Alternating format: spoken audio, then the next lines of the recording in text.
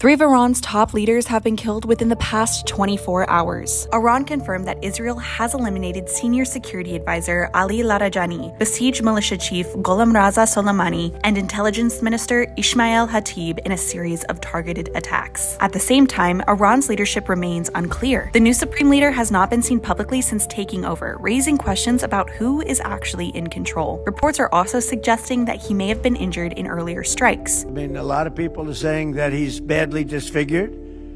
They're saying that he lost his leg, one leg, and he's been hurt very badly. Other people are saying he's dead. Nobody's saying he's 100% healthy, and he hasn't spoken because the Ayatollah would sit and he'd spew hate from a form of a throne, not as nice as a throne.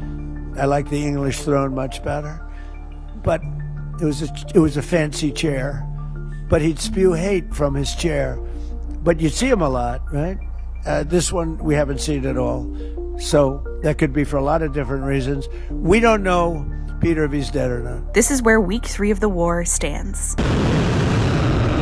On Monday, Khamenei made a new statement saying that all those previously appointed to government positions by his father, the late Ayatollah Ali Khamenei, will remain in their posts and should, quote, continue to carry on with their work. Inside Iran, communication has become increasingly restricted. A widespread internet outage has sharply reduced connectivity, limiting access to outside information. Iranian intelligence has said it confiscated hundreds of Starlink devices across the country. The conflict is also raising new concerns about civilian safety. Reports have emerged of strikes near civilian areas, including a girls' school, though details remain limited and have not been independently confirmed. Still, the reports are adding to growing international scrutiny over the conduct of military operations. I think it's something that I was told is under investigation, but Tomahawks are used by others, as you know.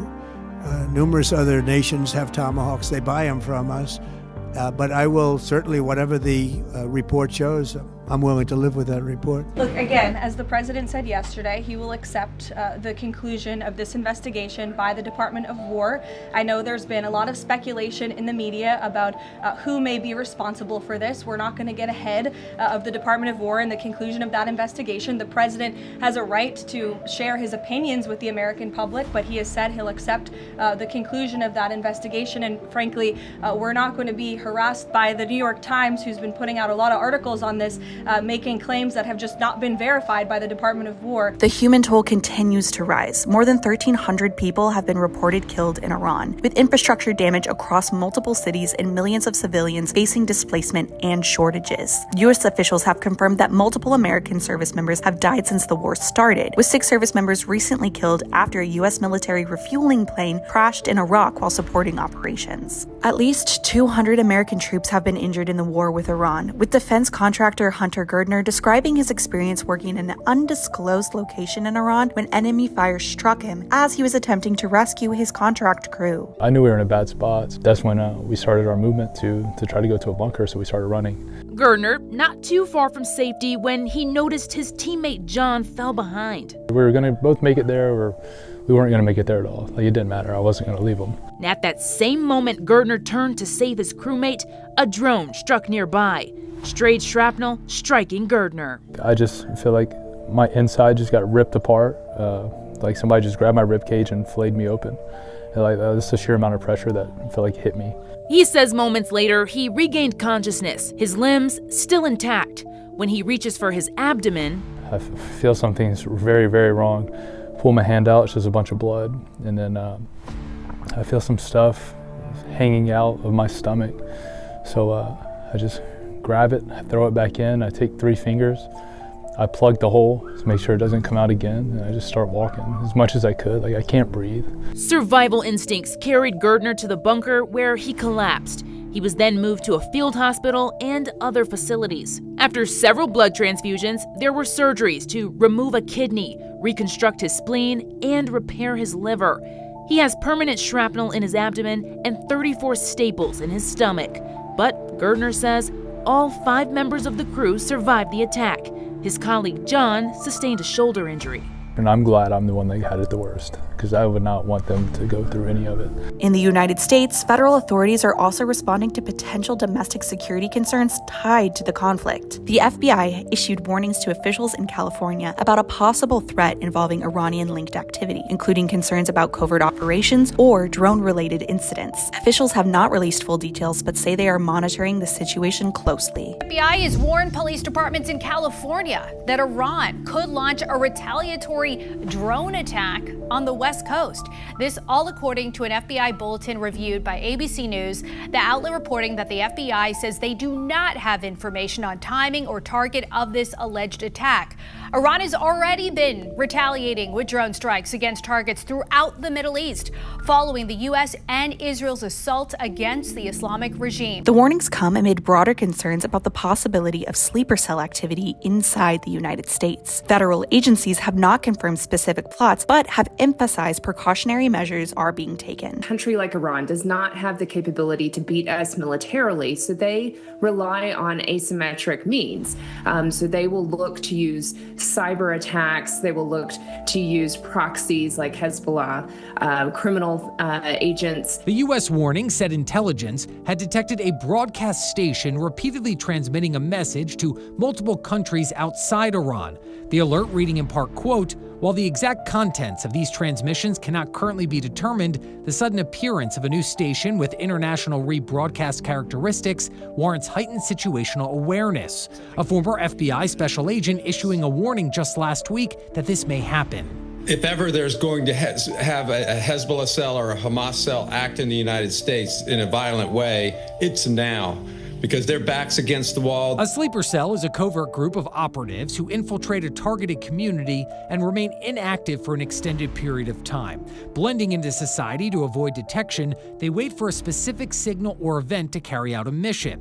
While speaking in Florida Monday, President Trump being asked directly about these reported sleeper cells, specifically if Iran has activated any inside the United States. They've been trying for a long time. We've been very much on top of it.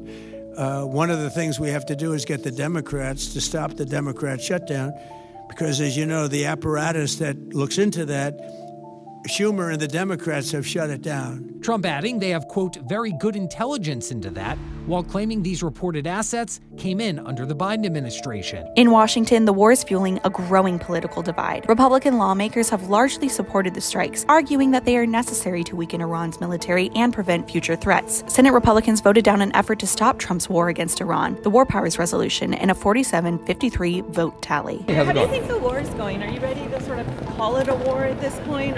It's an operation whose mission is almost accomplished. That's how I see it. When you say almost, I mean, I know you've talked about it being over quickly. How quickly do you think? Well, this Strait of Hormuz thing is dragging it out a little bit. When will the public know the full cost and price tag of this war? I don't think it can be calculated yet. The operation is still ongoing, as you know.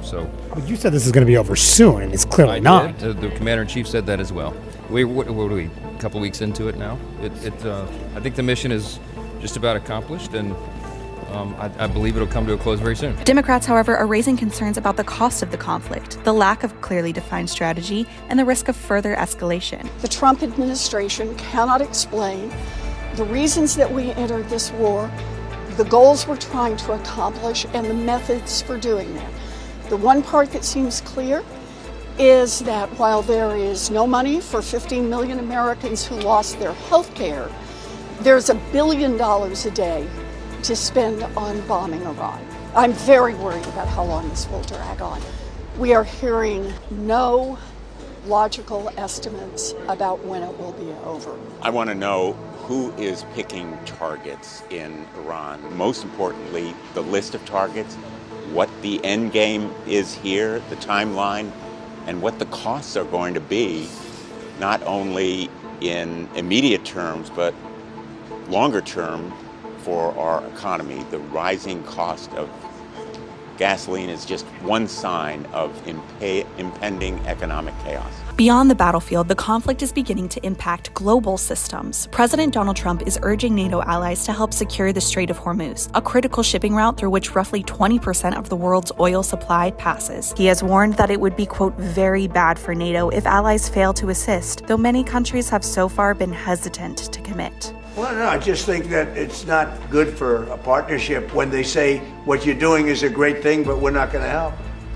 You know, they say what you did is a great thing, but we're not going to help. That hesitation comes as oil markets react to the instability. Prices have risen as shipping routes face disruption and energy infrastructure comes under threat. British Prime Minister Keir Starmer confirmed the United Kingdom is working with partners on a plan to ensure oil is safely shipped through the Strait of Hormuz, with Starmer emphasizing the effort would not be conducted as a NATO operation. Starmer said he also spoke with Trump on the phone earlier Sunday night about the issue and described their relationship as strong. That our decision should be based on a calm, level-headed assessment of the British national interest, and that if we are to send our servicemen and women into harm's way, the very least they deserve is to know that they do so on a legal basis and with a proper, thought-through plan.